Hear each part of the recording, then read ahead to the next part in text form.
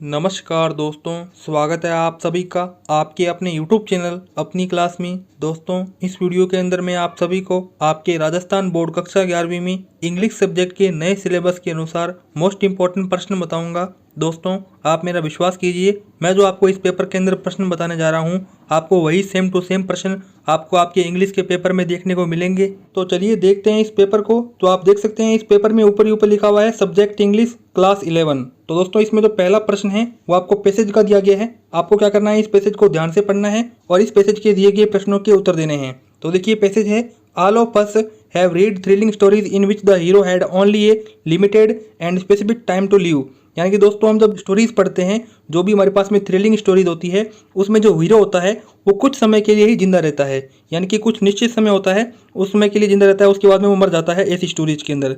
तो देखिए इसमें पहला प्रश्न कहा गया है व्हाट हैव वी रीड, यानी कि हम क्या पढ़ते हैं। तो दोस्तों, हम पढ़ते क्या हैं, थ्रिलिंग स्टोरीज पढ़ते हैं जिसमें जो हीरो होता है वो कुछ समय के लिए ही लाइव रहता है, यानी कि जिंदा रहता है। ठीक है दोस्तों, इस प्रकार से आपको इस पैसेज के सभी प्रश्नों के उत्तर हैं वो पैसेज के अंदर ही मिल जाएंगे, बस आपको ध्यान से पैसेज को पढ़ना होगा। दोस्तों, तो यहाँ पर मैं आपको कहना चाहूँगा कि आप इस पैसेज का जो स्क्रीनशॉट है वो ले लीजिए, क्योंकि दोस्तों आपको ये पैसेज बाद में बहुत काम आएगा। आगे देख सकते हैं हमारे पास में जो छठा प्रश्न आता है। दोस्तों, छठा प्रश्न भी आपके पास में पैसेज का है। इसमें कहा गया है it seems to be essential to mental health and happiness of every individual that he should have something to which he can assert exclusion passion something.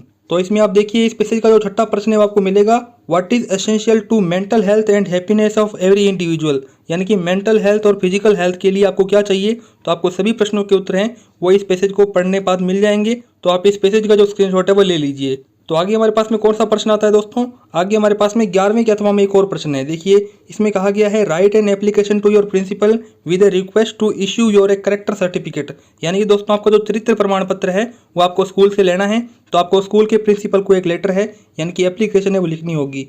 आगे देख सकते हैं 12वां प्रश्न, right a paragraph on the topic teacher day. यानी कि दोस्तों teacher day होता है, उस पर आपको क्या करना है, एक पैराग्राफ लिखना है। उसी के अथवा में दिया गया है write a paragraph on the topic importance of trees. यानी कि दोस्तों पेड़ पौधे हमारे लिए क्यों जरूरी हैं, आपको इस पर पैराग्राफ है वो लिखना है।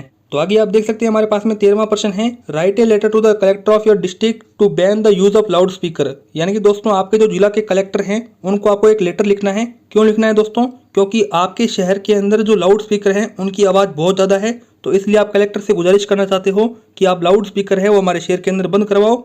दोस्तों 13वें प्रश्न के अथवा में देख सकते हैं, इसमें भी आपको एक राइट ए लेटर लिखना है। यानी कि आपको लेटर लिखना होगा किसको, चेयरमैन म्युनिसिपल बोर्ड। यानी कि दोस्तों म्युनिसिपल बोर्ड होता है उसके चेयरमैन को लेटर लिखना है। Your town complaining about a poor lighting in your locality. यानी कि दोस्तों आपका जो एरिया है वहाँ पे रोशनी बहुत कम है, तो इसलिए आपको कंप्लेनिंग लेटर है वो लिखना होगा चेयरमैन को, जो कि म्युनिसिपल बोर्ड के हैं। इसी के आगे आप देख सकते हैं हमारे पास में 14वां प्रश्न पूछा गया है। इसमें आपको शब्द का अपोजिट वर्ड बताना है। यानी कि दोस्तों आपको विलोम शब्द बताना है, जैसे कि नियर का अपोजिट क्या होगा, लाइट का अपोजिट क्या होगा, लव का क्या होगा, दीज का क्या होगा, गुड का क्या होगा। दोस्तों गुड का क्या होता है, बेड होता है। ओल्ड का क्या होगा, न्यू होगा। लाफ का क्या होगा, काइंड का क्या होगा, फाइंड का क्या होगा, और यंग का क्या होगा। ठीक है, यंग का क्या होता है, ओल्ड होता है। तो इस प्रकार से आपको क्या करना है, शब्दों के अपोजिट बताने हैं। आगे देख सकते हैं 15वां प्रश्न, इसमें आपको प्लूरल है वो बताना होगा, यानी कि बहुवचन वो आपको बताना होगा, जैसे कि कार का, ईयर का, ट्री का, डे का, बुक का, डूर का, वीक का, और जॉय का, लिस्ट का, और टेबल का। ठीक है, आप आसानी से प्लूरल है वो बता सकते हो। तो आगे आप देख सकते हैं हमारे पास में 16वां प्रश्न है। इसमें आपको शब्द का जेंडर है वो बताना है, यानी कि दोस्तों वो स्त्रीलिंग है या पुल्लिंग है। देखिए बॉय।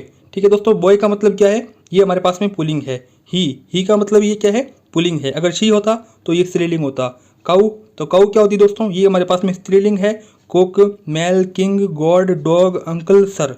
तो इस प्रकार दोस्तों आप छांट सकते हो कि कौन कौन से जेंडर हैं वो यहाँ पे होंगे। आगे हमारे पास में 17वां प्रश्न आता है। इसमें आपको वर्ड्स की मीनिंग है वो बतानी है, जैसे कि women, show, hair, gold, silent. दोस्तों तो आप आसानी से इन शब्दों का जो मीनिंग है वो कर सकते हो। आगे हमारे पास में 18वां प्रश्न आता है। इसमें आपको ट्रू और फॉल्स है वो बताना है, जैसे कि आपको स्टेटमेंट दे रखा है grandfather's portrait young in the bedroom. ठीक है, आपको बताना है कि वाक्य सही है या गलत है। ठीक है दोस्तों, आगे देख सकते हैं हमारे पास में दूसरा वाक्य आता है, man is the world's most dangerous animal. नहीं दोस्तों, मैन क्या है, एनिमल नहीं है, तो ये फॉल्स होगा। आगे तीसरा, चौथा, पांचवा देख सकते हैं दोस्तों, आप फटाफट से स्क्रीनशॉट है वो ले लीजिए या फिर इन प्रश्नों को कॉपी पर लिख लीजिए। तो इसी के आगे आप देख सकते हैं हमारे पास में 19वां प्रश्न पूछा गया है। इसमें आपको टिक द करेक्ट अल्टरनेटिव, यानी कि आपको करेक्ट अल्टरनेटिव का टिक लगाना है। तो देखिए पहला, the grandmother fed the dogs with. ठीक है, तो इसमें राइस आएगा, स्टेल चपाटीज आएगा, शुगर आएगा या ब्रेड आएगा। उसी का कि दूसरा है laws are neither respected nor enforced in India, US, UK, Africa. तो आपको बताना है कि कौन सा ऑप्शन करेक्ट है। आपको यहाँ पे 4 ऑप्शन दे रखे हैं ABCD, ठीक है। उसी के आगे हमारे पास में जो 20वां प्रश्न है वो आपको दोस्तों जो बुक है आपकी वहाँ के जो चैप्टर्स है वहाँ से क्वेश्चन आए हुए हैं, जैसे कि हाउ डिड ग्रैंडफादर लुक। इसी के आगे दूसरा प्रश्न है what does the speaker say about father son relationship. उसी के आगे तीसरा प्रश्न है why did the king write down the throw fair and what was the result. ठीक है दोस्तों, इस प्रकार से हमारे पास में प्रश्न है वो रहने वाले हैं।